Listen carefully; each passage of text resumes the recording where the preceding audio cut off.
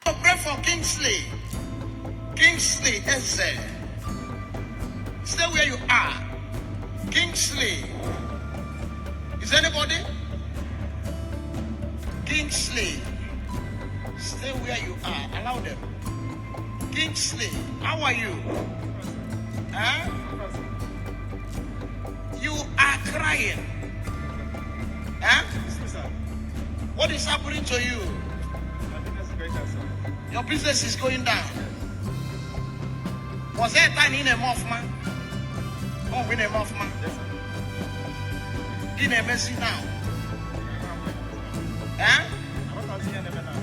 Get in shock at Chukumeli. Happiness is off, man. Get business in a man. In a Robert Joseph.